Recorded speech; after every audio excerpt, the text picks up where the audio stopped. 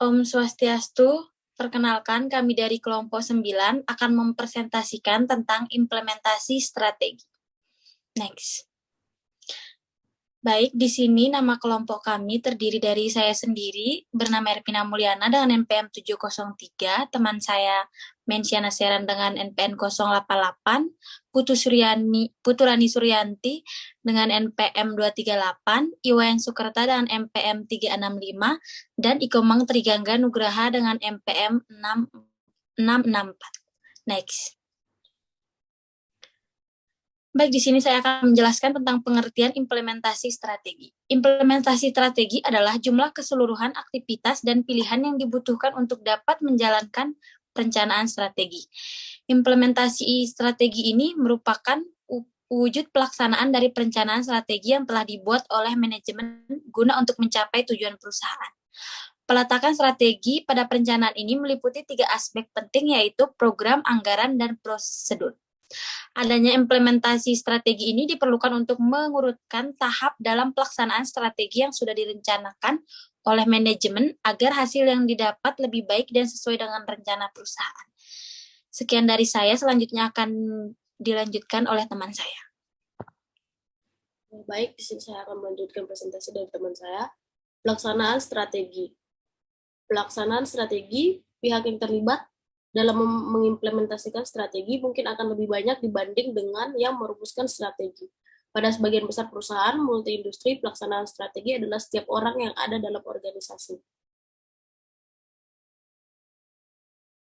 Implementasi strategi dalam perusahaan. Implementasi strategi dalam perusahaan ini membutuhkan pihak-pihak yang dapat saling berkolaborasi dalam pelaksanaannya, baik dari atasan sebagai pengesah keputusan strategi, manajemen sebagai pembuat rencana, dan karyawan sebagai pelaksana dalam pemenuhan keputusan. Mereka juga harus bekerja sama untuk mencapai sinergi di antara berbagai divisi dan wilayah fungsional agar mampu menciptakan dan memelihara kompetensi khusus perusahaan. A. Mengembangkan program anggaran dan prosedur. Untuk B. Mencapai sinergi. Baik, presentasi akan dilanjutkan oleh teman saya. Baik, di sini saya akan melanjutkan presentasi dari teman saya. Yang pertama, program. Tujuan dari program adalah untuk membuat tindakan berorientasi pada strategi. Misalnya, Aja Continental telah memiliki integrasi vertikal ke hilir sebagai strategi terbaiknya untuk pertumbuhan. Yang kedua, anggaran. Proses anggaran dimulai setelah program dikembangkan. Perencanaan sebuah anggaran merupakan pengecekan akhir yang nyata dari sebuah korporasi terhadap kelayakan strategi yang dipilihnya. Sebuah strategi yang ideal mungkin ditemukan menjadi tidak praktis hanya setelah program-program implementasi khusus dibiayai secara rinci. Yang ketiga, prosedur. Setelah anggaran di program, divisional dan perusahaan disetujui, maka prosedur operasi standar harus dikembangkan. Mereka merinci secara khusus berbagai aktivitas yang harus dilaksanakan untuk menyempurnakan program-program korporasi. Next. Selanjutnya, salah satu tujuan yang harus dicapai dalam implementasi strategi adalah sinergi di antara berbagai fungsi dan unit bisnis yang ada.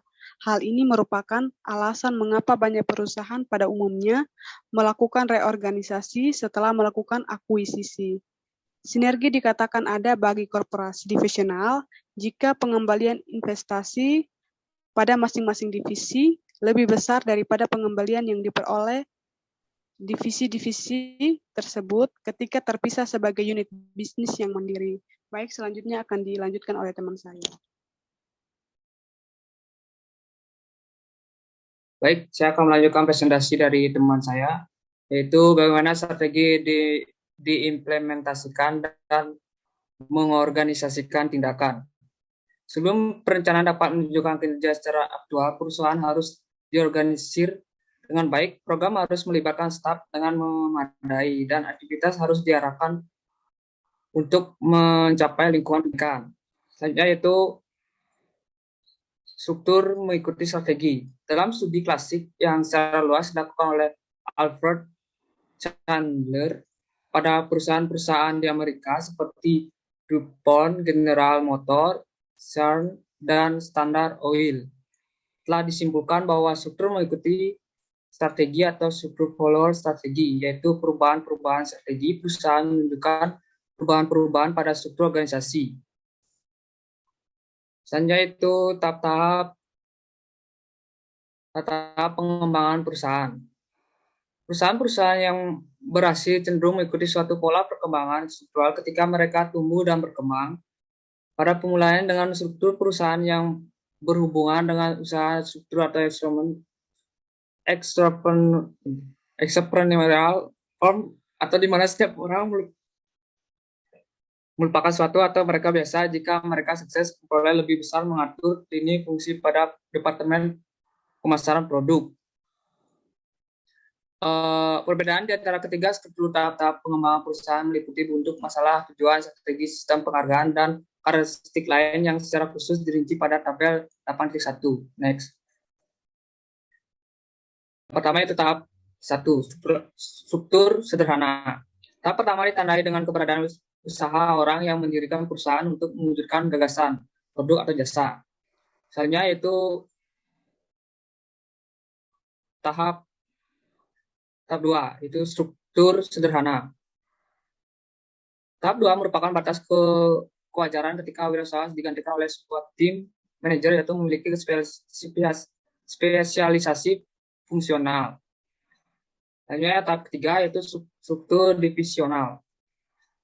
Pada tahap 3, perusahaan memfokus perhatian pada pengelola berbagai lini produk, berbagai industri yang dimiliki dengan mendesentralisasikan otoritas pengambilan keputusan. Selanjutnya tahap terakhir yaitu unit bisnis sistem atau SBUS. Terjadi evolusi tahap pengembangan ke dalam unit bisnis strategi selama tahun 1970-an dan 1980-an. Bentuk divisi merupakan kata masa lampau dalam struktur organisasi. Next.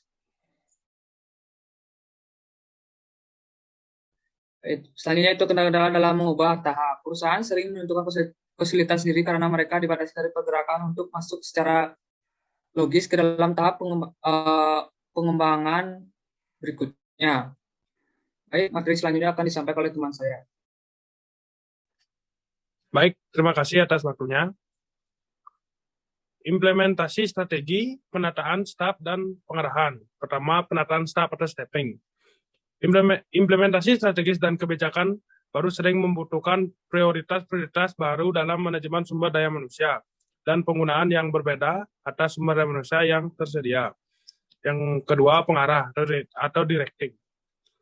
Implementasi juga melibatkan pengarahan karyawan untuk menggunakan kemampuan dan keahlian mereka pada tingkat yang paling efektif dan efisien untuk mencapai sasaran organisasi. Untuk mengarahkan sebuah strategi baru dengan efektif, manajemen puncak harus mendelegasikan wewenang dan tanggung jawab dengan tepat pada para manajer operasional.